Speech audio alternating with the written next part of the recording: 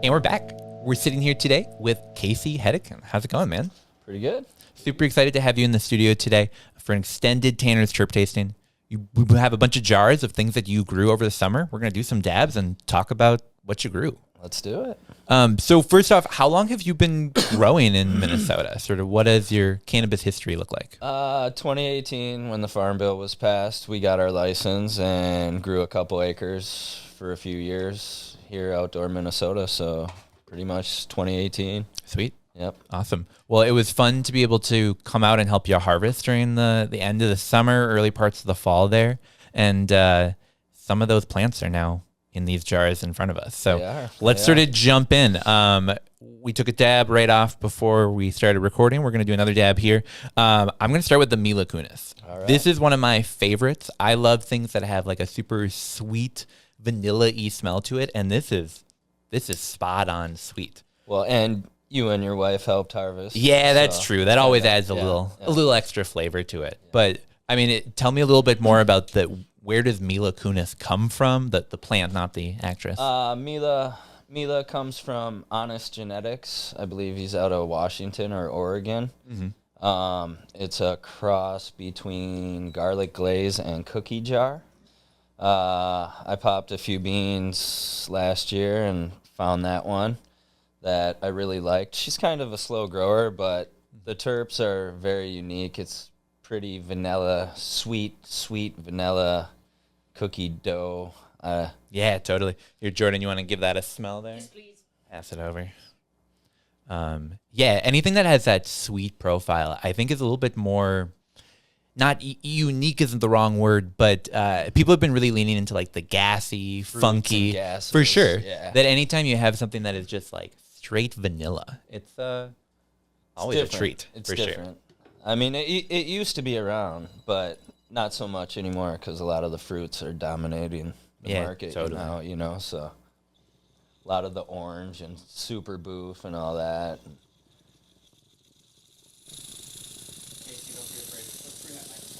Little closer. You say super boof like it's a negative. That's people love it. People do love it, yeah. I've had orange terps for quite some time, and it just kind of falls short for me on the orange side. So. We've talked about this before off camera, where you definitely have a lot of history in like the sour tangy days. Absolutely. Where that's a good orange. My favorite. Yeah. The modern day creamy sweet orange doesn't really. I tend to compare everything to the sour tangy, so that's fair.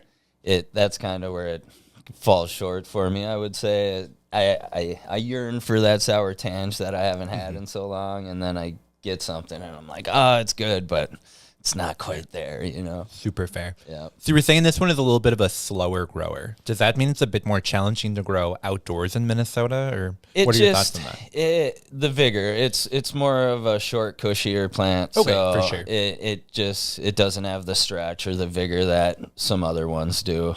Mm-hmm. It does come through on the yield because she has some fat, chunky nugs in for that. Sure. So it kind of equals out in that perspective. That definitely makes sense.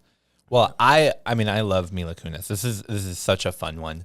Yeah, I really can't talk too much about this one.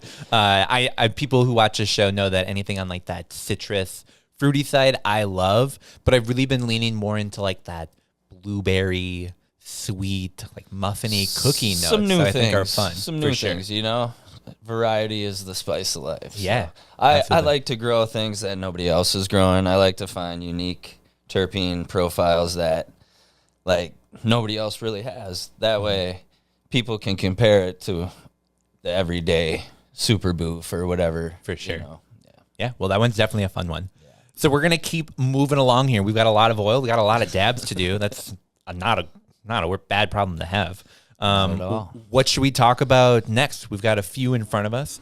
This one is extremely unique. I traded a cut of my papaya power that I hunted to Paisley Acres in Michigan. He's up in the UP, and he bred and created this strain, I'm not sure, a few years ago, and it is just so funky. and unique. It's almost like a Parmesan cheese mixed with feet. Yeah. Sweaty locker. Totally. But then when you dab it, coming off the tongue, it's just so flavorful. It's hard to explain even. Yeah, the Parmesan cheese, I think, is like such an apt smell where you really give a whiff of it and it's like, wow, like that's funky, that's gnarly, it's cheesy. Let's let the official smeller Jordan give that a smell there. So that one, I got the cut later in the season, and I didn't get it in probably until July. Okay. So it went full term, but it wasn't as big as some of my other plants were. Ooh, what are your thoughts on that one? That's unctuous, baby. That is Unctuous. unctuous. We got some good resin off her for sure, though. I do think that, yeah, cheesy Parmesan, like, Yeah.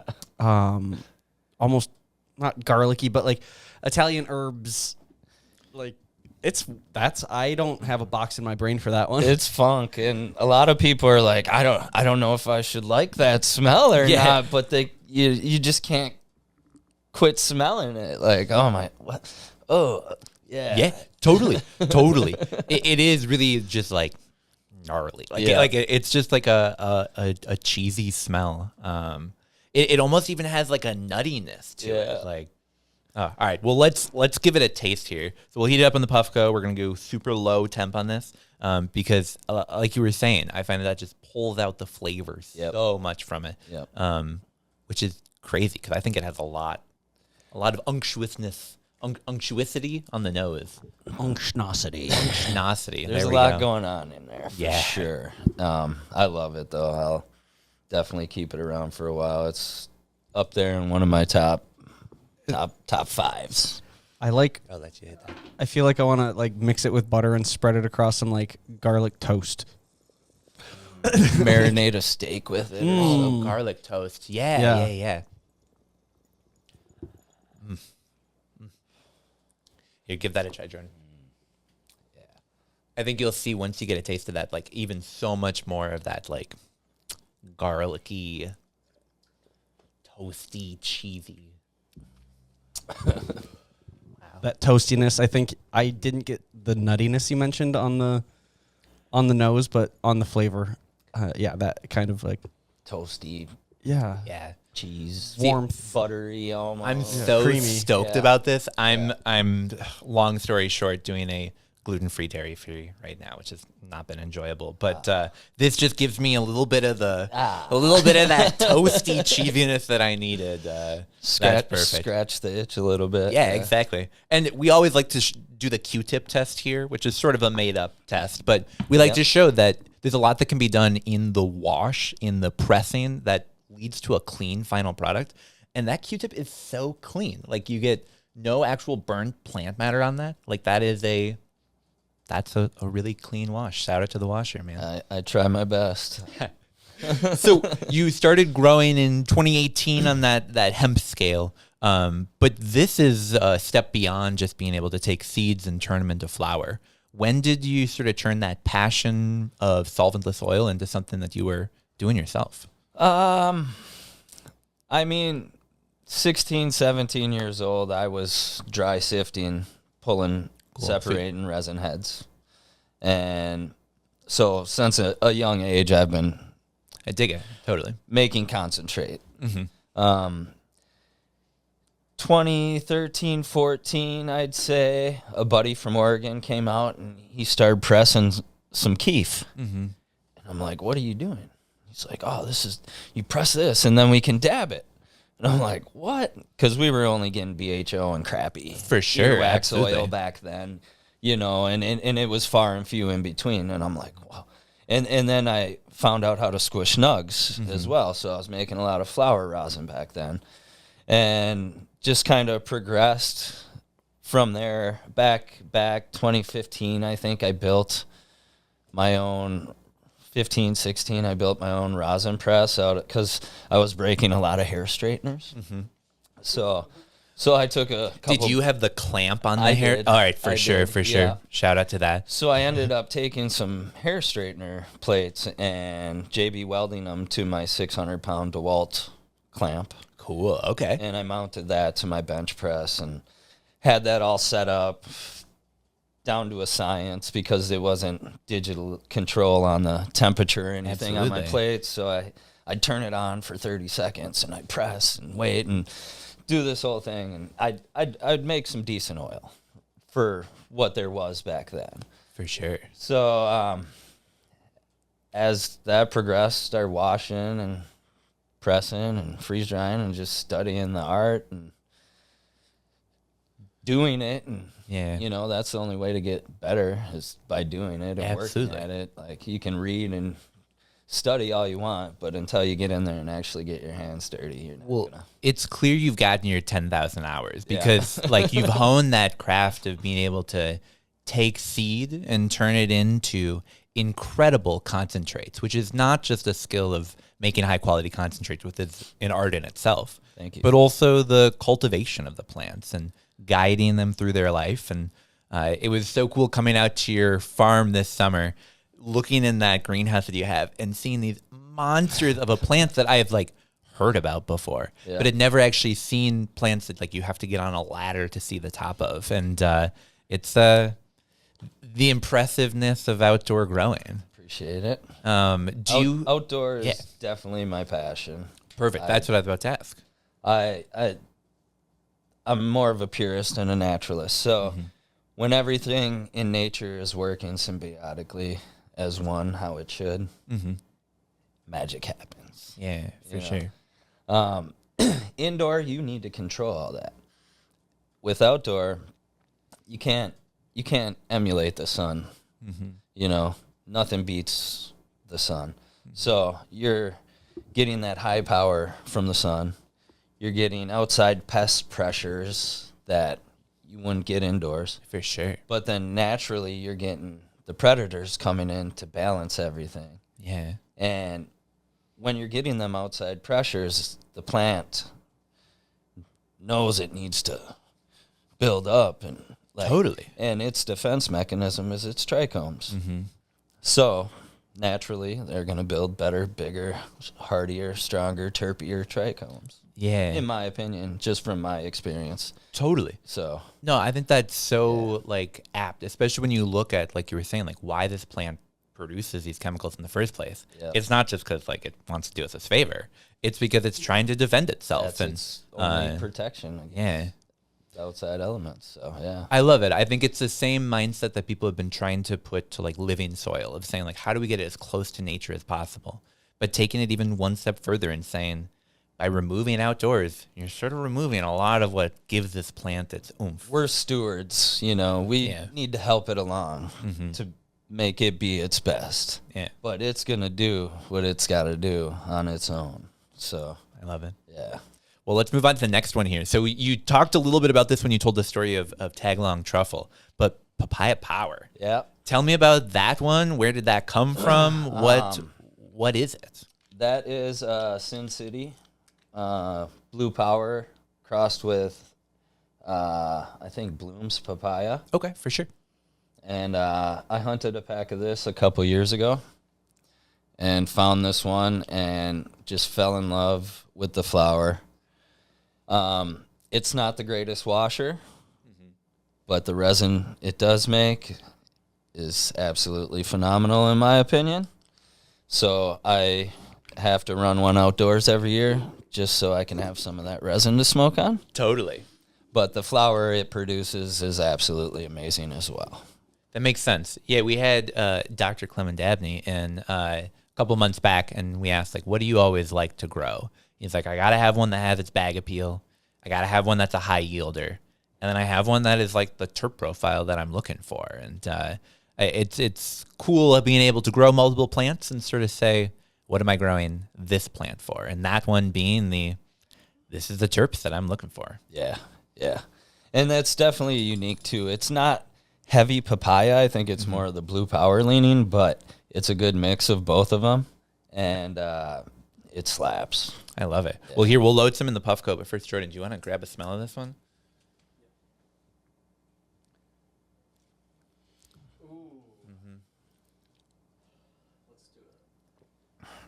Oh yeah, here, we'll hold it up. You can see that it's just like dripping with terps. Like this is It's wet. super wet. Yeah. There we go. That's kind of a problem when it washes too. It's a little greasy. Okay. So it makes collection a little tougher and kind of greases out your bag. So you're losing some yield there too as well. Have you ever ruined a set of bags from greasing them out? I'm just kidding. Absolutely. Absolutely. More than once. Test washes are important. Yeah.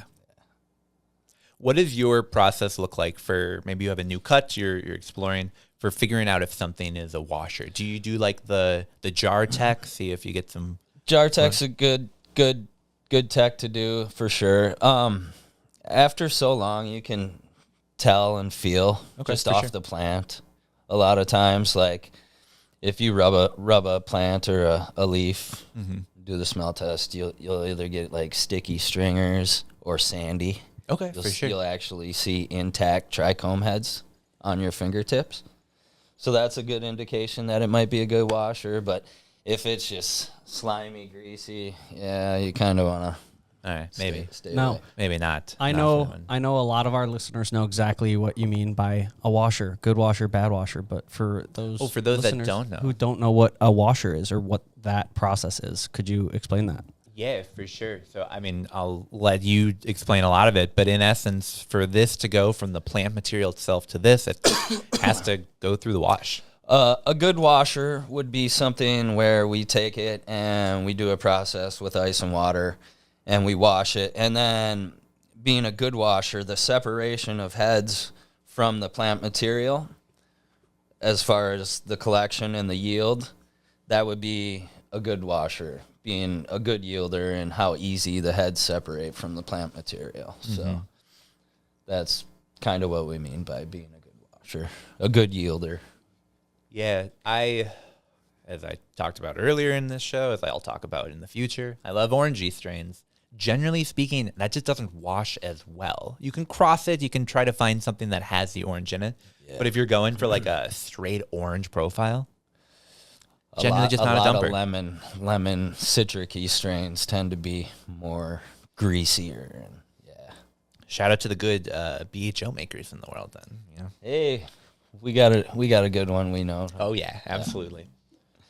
Wow, I love that. I mean, that's super flavorful. Like, I agree with you. You get less of like the straight papaya notes from that. Yeah. But it's like another unique one. Yeah, for sure. I like that a lot. Yeah. All right, so we've got a couple left to talk about. We've talked about papaya power. We've talked about tag-along truffle. We've talked about Mila Kunis. We've got a couple jars of OMFG, and I wanted to sort of use this as an opportunity to talk about the difference between indoor, outdoor, and then also something that's not rosin that we're going to be talking about. But first off, tell me, OMFG, is that a plant that you like growing indoors or outdoors, or what's your preference for that one, and where did that come from? A buddy actually gifted me that clone. Buddy I went to high school with, grew up with. He hunted it, and I went over to his grow one day and smelled it, and I was like, I need a cut of that. For sure. And he gave me a cut of that, and I've had it ever since, and she is another unique one. There's not much out there that's like that terp profile that I've encountered. She's an easy grower. She flowers pretty quick. We harvested her October 1st, I think, or September 29th or something for hash. And she washes really well, tastes good, everything about her I love. I take it. Yeah, so I prefer growing outdoor, yes, but for indoor I prefer growing for flower. Outdoor I prefer growing for resin. Okay, for sure. That makes sense. With the indoor run I did wash her because it wasn't the greatest run I had, and I just ended up washing it. And it oxidized a lot quicker than the outdoor. I don't know why. So tell me, when you're talking about oxidization, that's something that we can sort of hold up to the camera so people can see. But in essence, it's like a minor chemical change within the oil itself. So these are both OMFG, one indoor, one outdoor, and you can see they just have a slightly different coloration to it. Now, when you originally gave me this jar, it did not have that slight coloration to it. And that jar is probably 6 to 8 months old. Oh, yeah. And, I try my best to always follow best practices of keeping it in the fridge and all of that. Sometimes it doesn't happen, and this one has come with me on a couple of road trips. So it's definitely had its fair share of out of the fridge time. Yeah. But what I love is that you stir it up a little bit. You put some in the Puffco, and it's still crazy flavorful. Yeah. You're getting a bunch off of that. Yep. Throwing things. Sheesh, as they say. And then we have the cured resin. Yeah. So it's not rosin. So what is that? Paitella it's actually a technique that's been around for a long time, but it's just most recently been catching waves again. Mm-hmm. And it's just a technique of curing bubble hash and making it stable, dabbable. Mm-hmm. I mean, bubble hash is dabbable. It should be. For sure. Good quality bubble hash, we should say. When you cure it this way, it kind of chemically changes it and lets the terpenes release while keeping the form of the heads somehow. I don't know the whole science behind it, but I've been dabbling with it here, and the outcome's been pretty successful in my opinion. People have been loving it. I think this stuff is incredibly cool. Yeah, here, we'll hold it up for the camera. So not rosin. People who watched the Sam Milstein episode saw us do some dabs of this. He had some incredibly good things to say about this because the flavor on it is. Yet. I'll have to check it. Wait, you don't watch every episode the day it drops? No, just kidding. Actually, it's funny. Jordan asked me a question about an earlier episode, and I was like, "Oh shoot, I haven't seen that one yet." So you and I will both go back and watch it. But yeah, here. I mean, so let's sort of talk about the difference between these, but we have to try them to be able to talk about the difference of them. So let's start by. You want to dab? Should we put it on the Puffco? What are your thoughts? Whatever. Let's Puffco the old stuff. Perfect. Let's do it. And then let's dab the newer stuff. Sweet. Because you're probably the only guy on the face of the earth that still has some of that left. Mm-hmm. And that might not be true after today. We'll see. See how much we do with this. Well, it's a good occasion. Absolutely. I was saving it for a special occasion, and having you in the studio to talk about these and taste them with us feels like perhaps the perfect occasion. Well, that's awesome. I mean, that run at work, everybody loved it from the indoor one. Oh, yeah. And it didn't last too long either. So that's why I say you most likely are the only guy on the planet with a little bit of it left. So. Oh, yeah. Well, we'll wait for this to heat up, and then we'll give this a taste. Some OMFG. Boom. How's that? Better? Ooh. OMFG, if you will. God, I love the flavor on that one. That is super good. It's like a little bit piney, but crazy flavorful. Yeah, it kind of changed. But I remember with this batch, as it cured, it kept changing too. Because every day I came in and Nick's like, "How is it today?" I was like, "It changed again, but it's good. It's for the good." That is the fun of concentrate production.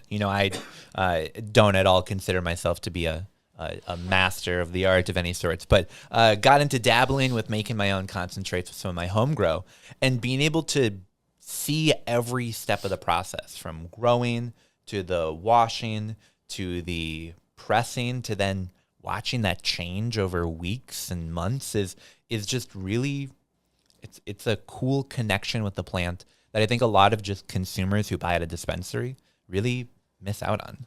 Absolutely. I would 100% agree with that. I don't know. I always like to say the heads don't lie, right? Mm-hmm. Like, for sure. Every jar tells the story of what that plant went through, in my opinion. It was either taken care of and treated properly, or it wasn't. Yeah. It's fire or it's not, right? Absolutely. So I have to agree with you 100% on that statement, that people don't get to connect with it on the level that growers and processors do. But that's the passion and the love we have for it, right? Totally. You have to go through the trenches and do it to actually appreciate it that much more. So a question for you. The first time I did a wash, I was super stoked on what I grew. It was some garlic butter from Humboldt Seed Co. I had grown out 4 plants in my tent in my little 3x3. I was super excited, loading into the plastic bag. I put it in the freezer, put it in the washing machine. I gave it a wash. It came out just like this beautiful purple color. It smelled so good. And then I went to go collect it, and there was like nothing. Have you ever had those washes that you go for, or that you have started, that you realize like, man, this is not what I want to be doing right now? Well, this past wash, I believe you were present for. Yeah, for sure. That was one of those. Okay. All right. Yeah. That definitely makes sense. Yeah, it's just high hopes, and then you pull a bag, and it's like, Yeah. And then you have 4 or 5, 6 more spins to do, and you got to do it because it's already in there. And you know that none of the outcomes of them spins are going to be any better than the first, but you still got to do all the work and go through the process. So yeah, it's kind of a big bummer and takes the wind out of your sails and makes you second guess what you're doing with your life, but those are the times you just got to push through it and get her done. I imagine that's just like one of the challenging parts about rosin is when you're blasting, there's so much you can do to sort of, squeeze gold from the rocks and maybe turn some not great product into some okay product. Yeah. I think with rosin, it's so evident of the plant that went into the wash. Fire in, fire out. Bingo, exactly. Yeah. That it's not like you can take something that I remember thinking at the time, like, oh, it must be something wrong with the washing machine. And coming back to it later and having Aaron have to put his hand on my shoulder and say, buddy, it was the grow. And that's okay. Not just the grow, strain specific too. Absolutely. You probably, it might have been your first grow. I crushed my first grow. Like I didn't turn any into hash. Well, I shouldn't say that. I dry sifted and pressed some dry sift. Okay, for sure. But I kept most of my first grow for flour because it was some bomb flour, and I was like so happy to smoke my first grow. Like absolutely. Like you may not have done anything wrong. It could have just been the strain, not a washer, not a dumper, right? So we're gonna clip that segment and send it to Aaron, so then I can. Thanks, I appreciate it. All right, well, should we get to another dab here? So let's get a dab of that OMFG Outdoor. All right. That was a beautiful plant, man. Yeah, she did. She did really well. She was super susceptible to the stalk borers. For sure. This season. But she took them with stride. Like, there was spots where a borer went in, laid eggs, and crawled out, and she just grew around it. And took it like a champ. So I was pretty impressed with that. All right. We'll give it just another second here, and then you should be all set.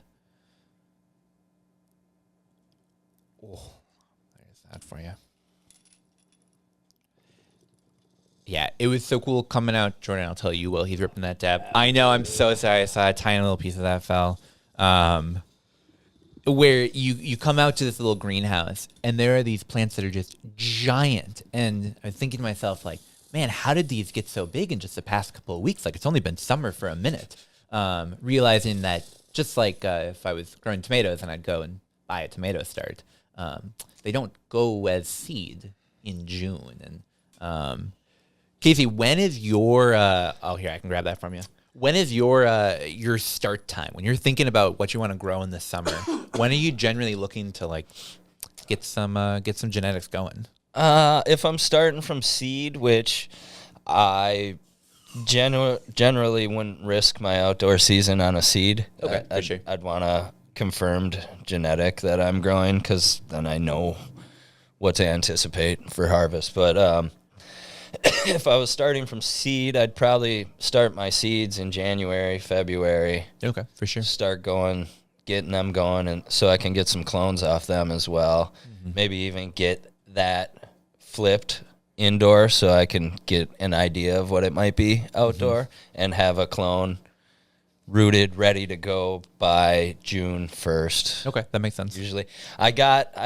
This year was the earliest I got my plants in. I got my plants in, I think, on my birthday on the 19th of May. Okay, for sure. And they didn't flip to flower. They took it with stride and just kept going. So, because if you put them out too early, you risk that you don't yet have like enough sunlight for them to be hours, in veg. yeah, and for sure. they'll flip to flower, and once that happens, they just freak out for a month trying to go back into re-veg, which takes off of your outdoor growing season substantially.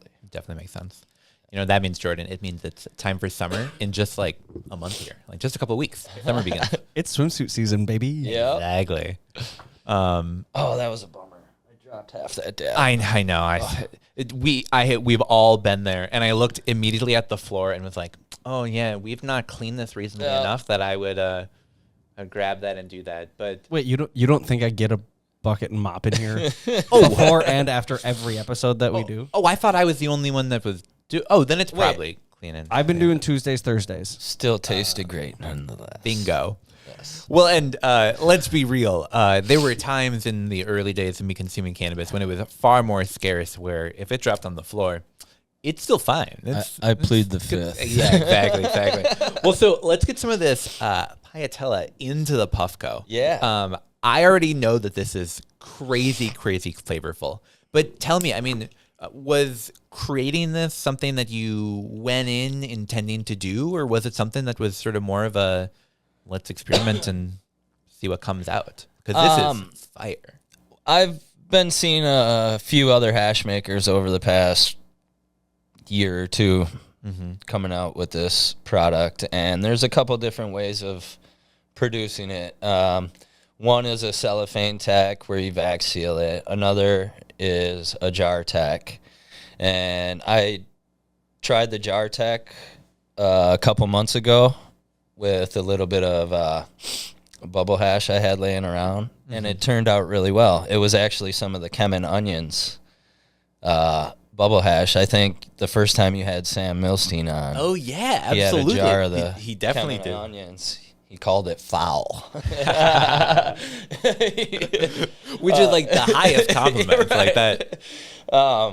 Yeah, and so you were actually over the day I popped that jar too, and we tried it, and it was incredible. I think our friend Nick described it as like an old school kind of high. Like it hits you as like, oh, like that is, I'm stoned. Yeah, yeah. It's more of a full spectrum because it's less processed. It's not pressed and refined more with the press bags and whatnot. So you're getting more of a full spectrum product there, which is going to lead to a different high than you're getting. And that's just I want to pull up the micron. Yeah, just that 90U first pull. So that's prime terps. Yeah. All right, well, let's start heating this up here. Jordan, I'm excited for you to try this because we've both tried this already. We both know that this is incredible. I love it. I'm excited for you to try some of it. Me too. I'm always happy to lend my palate. We appreciate your services. Please be honest as well. I love any feedback. See, you don't know me as well as Tanner does, but I'm a beer guy. I can taste the hops off of any beer. But like listening to you guys talk about this stuff is like super fun, and it's like listening to two wine connoisseurs talk about like Syrahs versus fucking blah blah blah. You know. Yep. Syrahs. I know what that word means. I do too. Yep. Yeah. This almost actually, like, the OMFG Piatella reminds me of a wine, almost. Mm-hmm. Yeah, it's that coming together flavor. Very, very smooth. Very, it's like that sweetness, citrus, but also like hints of that. We were talking about it last week, like a little bit of cleaner some sort of like citrusy, like pine sol or like. Yeah, it's crazy how it's the same plant, but it's such a different like iteration of that flavor profile. Right. Yep. And it's cool to be able to see different aspects of the same plant, same harvest. Yeah, absolutely. Kind of like that one jar you were showing me from that one the Happy's Legacy Head Stash, Cup the or Rainbow whatever. Guava #5. Yep. Yeah, for sure. Having something that in bubble hash form and rosin form is both a cool product is unique. Absolutely. And that's something that not the everyday consumer gets to experience, but hopefully we can bring that to market and let them get to try the differences and the different nuances that it creates. You know? For sure. I think back to the early days of when Colorado went online for legalization, and concentrates were available for sure, but the quality and the variety was limited. I hope that Minnesota, when legalization fully comes online, that the stores that we have really lean into the concentrate culture that had been growing and developed in Minnesota and has a variety of, not just your, Skittles rosin. Like, that's cool. Like, great. But I really love that there's variety in what this plant puts out, and I hope that the consumers in Minnesota appreciate that.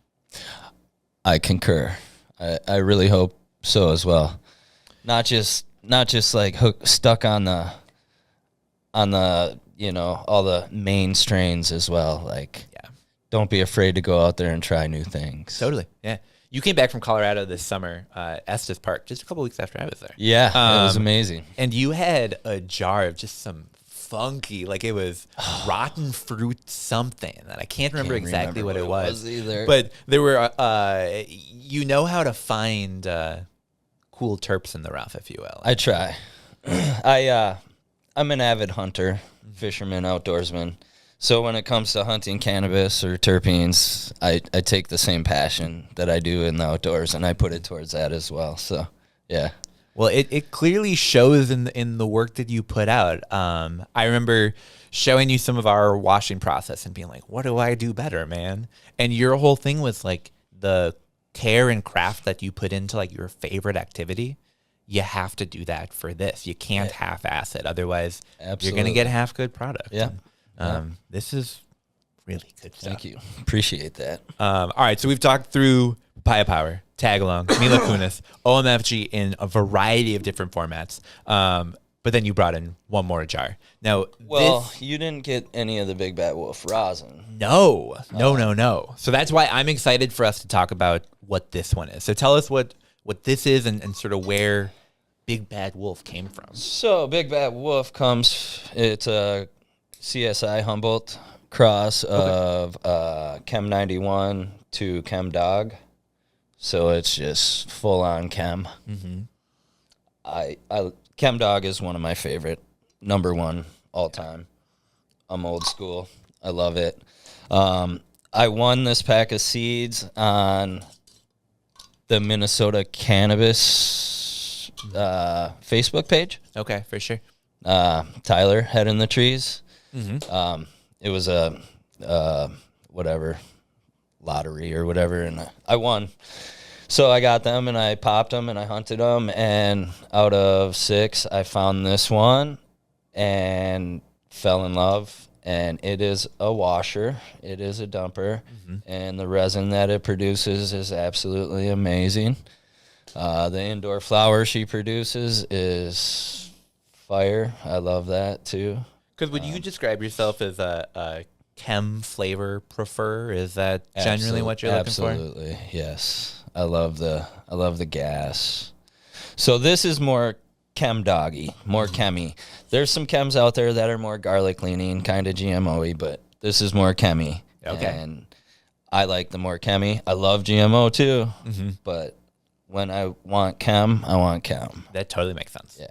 Jordan, did you know that Chem Dog allegedly comes from a parking lot in Wisconsin of a Grateful Dead concert? Yep. There's a guy who bought some local weed, came with some seeds in it. He went, man, this is really fire stuff, and grew it out, and Chem Dog. The 11 bean legend of the 11 beans? Or? Oh, yeah. Yep. I'll give that to you, man. We'll have to turn that into a segment. Is like Tanner's Tidbits. Dwing. Tanner's Tidbits. Did you know? Yeah. We'll come up with some graphic, a la the more you know, the rainbow thing, and So that's yes. something. That is super chemmy. That is incredible. I love it. It'll be around for a while. That's one of the personal favorites in the stable. And then I decided to make some paella. Ooh, all right. With it. And besides me and my wife, you'll be the third person to try it. Oh my gosh, that's such an honor. Yeah. Smell here. Have at her. Wow. Just sort of like the OMFG, the nose changes a little bit on it. You're still getting some of that chemi notes, but man, that's incredible. It did change. It does, yeah.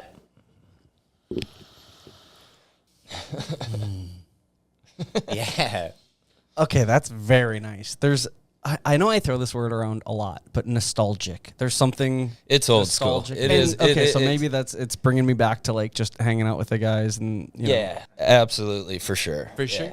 Well, and the nose, like when you're my smelling God. something and you're saying like, wow, like I really want to tap at that. Like there's a reason. Like your nose is a powerful receptor. Yeah. Oh, yeah. It's yep. I'm excited to give this a try. Thank you for bringing some of this in. I love how it has such a different appearance than rosin, but oh man, it is gorgeous. Perhaps even closer to what is traditionally called hash than rosin is. Paella is so cool. Yeah. It's more unadulterated. Right? So it's just cured.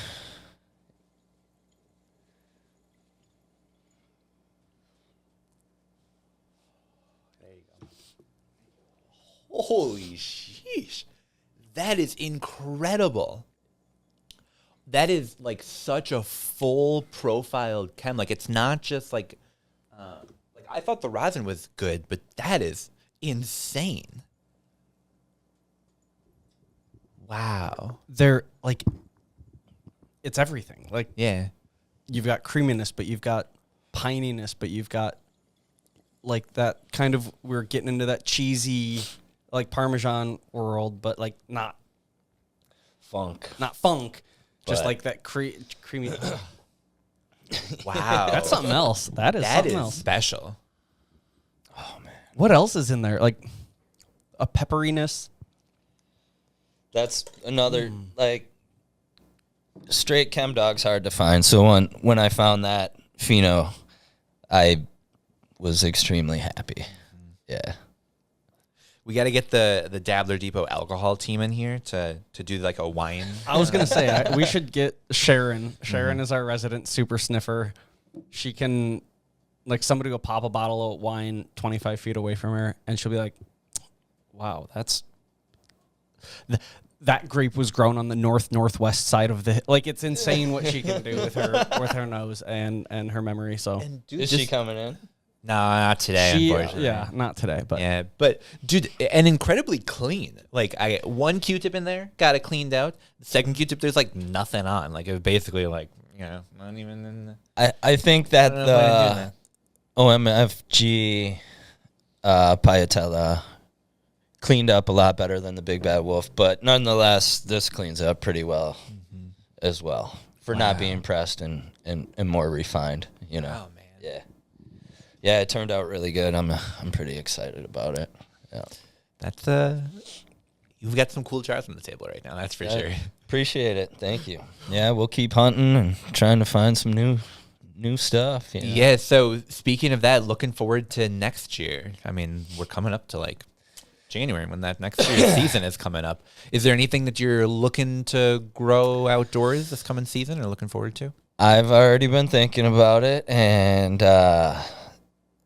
Big Bad Wolf's going out, Tag Along's going out, OMFG's going out, and probably Bickett OG. Okay, for sure. I just received a cut of that, and that's GMO by, what is it? Cherry. Oh, God. Why can't I think of it?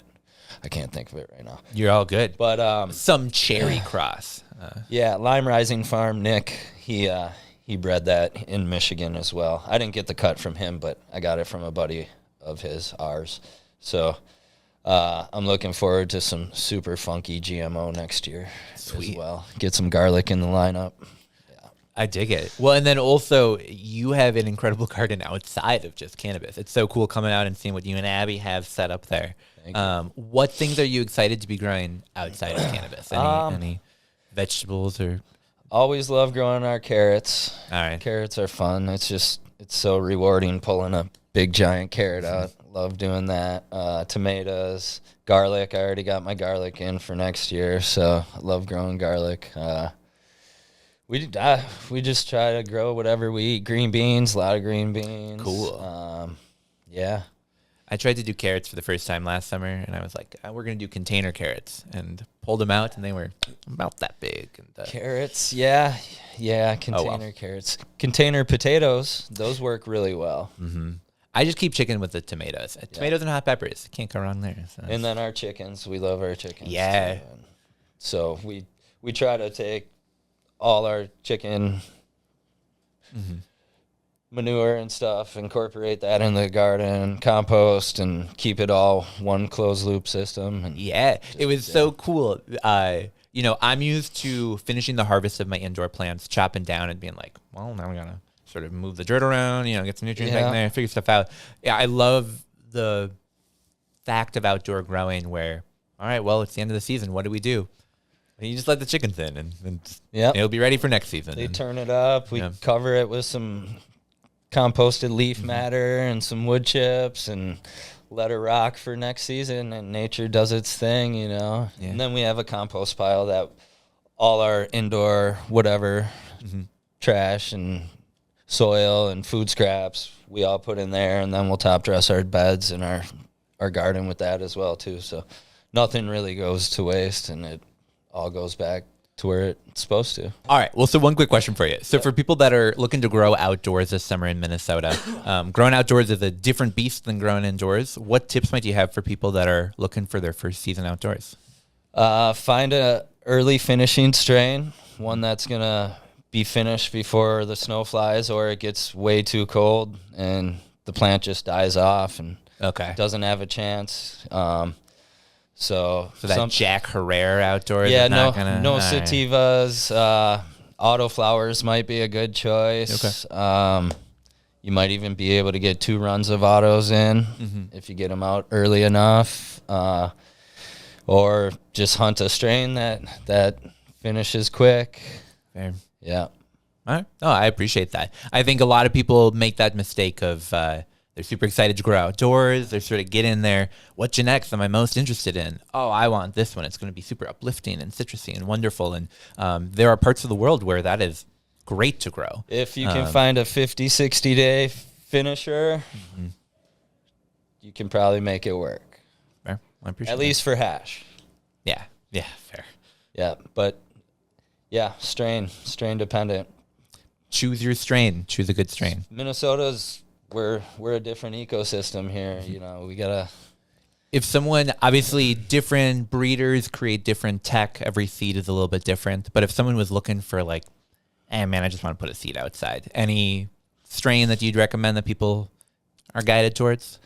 That was one reason I kept Papaya Power and I run it outdoor as well, because she's ready to harvest for hash. Hash is fire.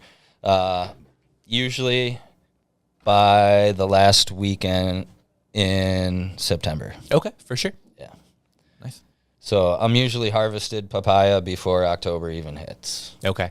So no Croptober, at least for papaya. Right. Yep. Yeah. Well, thank you so much for coming in the studio today. Thanks for the incredible treats you brought in. Appreciate you having me here. Yeah, absolutely. For those that are interested in following along with some of the stuff that you're doing, is there an Instagram account you want to send them to? Where would you recommend? At Trichrome_Collectors on Instagram. That's pretty much the only place. Sweet. Perfect. We'll put that in the show notes so people can follow along and stay connected. Right on. Awesome. Well, thanks so much, man. We'll be back just a minute.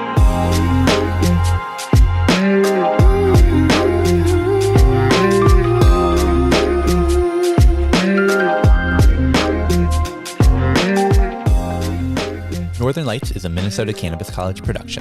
This episode was produced by me, Tanner Barris, and by Steve Eigenman and Jordan With. Production assistance from Marcus Harkis, Shayna Payton, and John Barty. Video and audio recording at the Dabbler Depot studio by Jordan With. The information provided in this podcast does not, and is not intended to, constitute legal advice, but is instead for general information purposes only. No listener should act solely on the basis of information provided without first seeking advice from their own legal counsel. The views and opinions expressed in this program are those of the speakers and do not necessarily reflect the views or positions of the Minnesota Cannabis College. Please listen responsibly.